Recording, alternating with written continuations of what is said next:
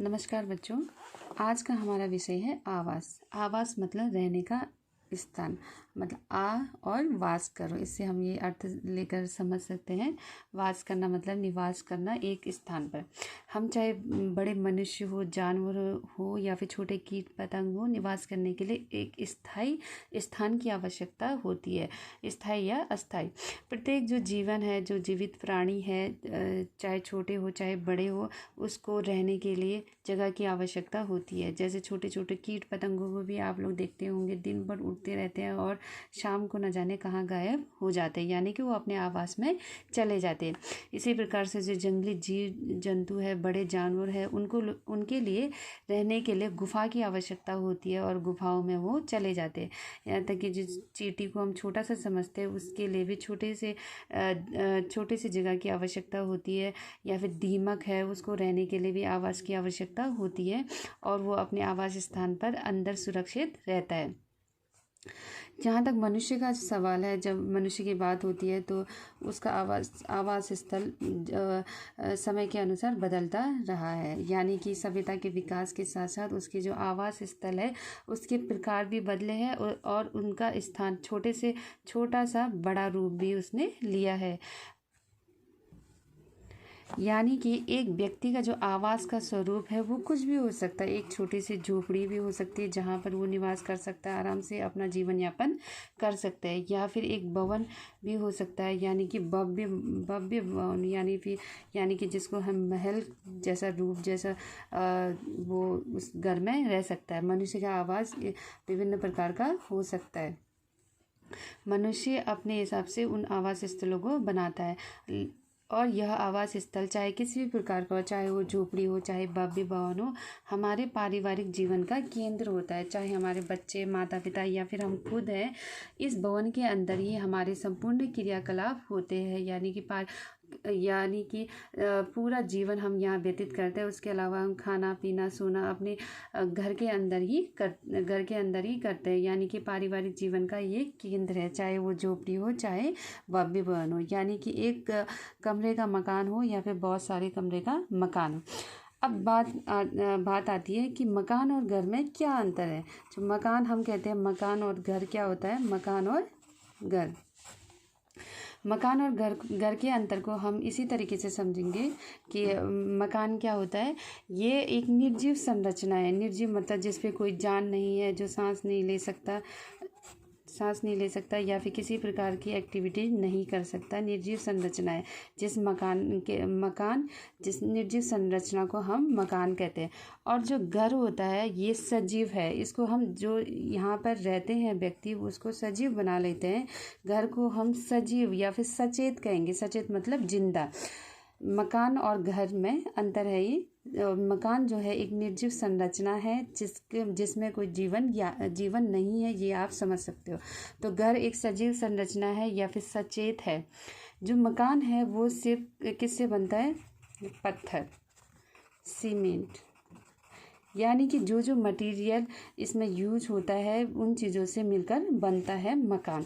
लेकिन जो घर को बनाने की जो आवश्यकता होती है, व्यक्ति के पारस्परिक स्नेह या फिर उनके संबंध या फिर उनकी भावनाओं से ये आपका घर बनता है। जब व्यक्ति ही निवास नहीं करेंगे तो हमारा घर नहीं बनेगा।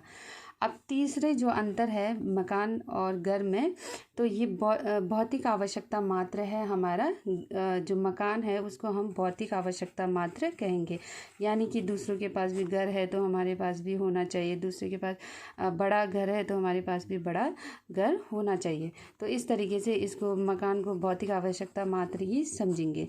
लेकिन जो एक घर है वो भावनाओं से जुड़ा हुआ था, चाहे वो छोटा झोपड़ी भी हो या फिर बहुत सारे कमरों का बना हुआ हमारा मकान है। अगर वहाँ पे व्यक्ति निवास करते हैं और भावनाओं से जुड़ा हुआ है तो हमारा वो प्यारा सा घर है।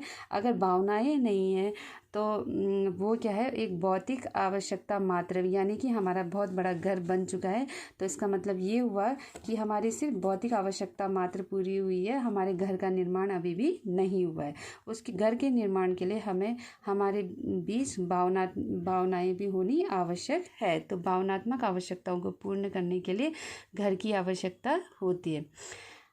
अब मकान की जब बात आती है तो मकान एक आवास मात्र है। आवास मात्र, जैसे कि किराए के मकान में हम कितना भी ज़्यादा रह ले लेकिन उतना अपनापन नहीं होगा। और हम जैसे अपने घर में रहते हैं तो वो हमारा आवास होने के साथ साथ सुरक्षा, हमारी सुरक्षा भावना को विकसित करेगा। सुरक्षा के लिए बना होगा और घर में हम सुरक्षित महसूस करेंगे किसी भी प्रकार की एक्टिविटी को करने के लिए। अब जब हम किसी मकान में रहते हैं तो उस मकान को हम मात्र हमारा आवास बोलेंगे। अब इस आवास को जो मकान है उस आवास को विभिन्न पर्पज़ से हम यूज़ कर सकते हैं। जैसे होटल बनाना है, कभी होटल बनाना है यानी कि आर्थिक सहायता के लिए या फिर हमारे धन अर्जन के लिए हम यूज़ कर सकते हैं अपने मकान को जहाँ पर हम नहीं रहते हैं। तो या फिर छात्रावास यानी विभिन्न प्रकार के जो स्टूडेंट्स वगैरह पढ़ते हैं उनको रहने के लिए दिया जा सकता है।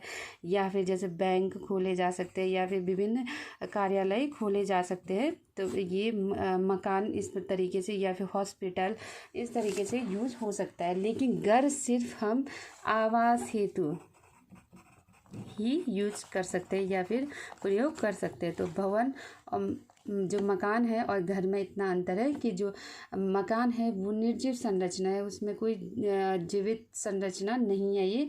और ये पत्थर और सीमेंट यानी कि जितनी भी मटेरियल यूज होते हैं मकान बनाने के लिए वो उन चीज़ों से मिलकर बना है। और ये भौतिक आवश्यकता की पूर्ति मात्र है, जो हमारी भावनाओं से ये जुड़ा नहीं है।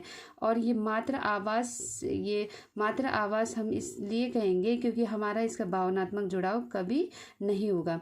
और इस आवास को, भवन को, इस मकान को हम होटल, छात्रावास, कार्यालय या फिर हॉस्पिटल विभिन्न प्रकार की चीज़ों के लिए यूज़ कर सकते हैं जिसमें हमको लाभ प्राप्त हो या फिर आर्थिक लाभ प्राप्त हो। लेकिन घर एक ऐसा स्थान है जहाँ जो सजीव है यानी कि वो भी जीवित है। विभिन्न प्रकार के व्यक्तियों से मिलकर हम घर बनता है यानी कि लोग रहने आते हैं तो वो घर बन जाता है और एक दूसरे की भावनाओं से जुड़ा हुआ होता है और हम उसे सुरक्षित महसूस करते हैं। और ये सिर्फ आवास के लिए उपयुक्त होता है।